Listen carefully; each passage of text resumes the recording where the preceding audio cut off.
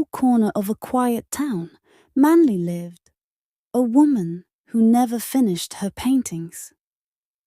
In a tiny room with a window where sunlight streamed in, half-finished canvases piled up next to each other. Each painting began with passion, but as soon as it reached a point where she had to decide which colors to use for the final details, her hand would freeze. One day, an elderly neighbor of Manli's, who had been silently watching her from across the street for years, suggested visiting her and seeing the paintings. Manli invited the woman inside with a bittersweet smile.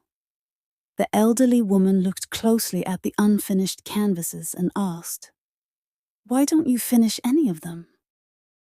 Manli looked down and replied, "Painting is like life. There's always something left undone. Every time I get close to the end, I see something I want to change, or, more honestly, I freeze with the fear of it never being perfect."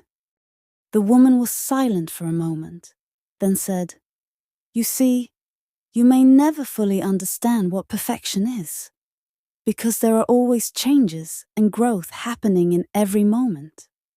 But in each of these paintings, you've put a part of yourself. Even if they're unfinished, they're still a part of you."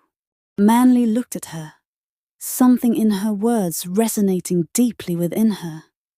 As days went by, Manli gradually decided she would no longer worry about finishing her paintings.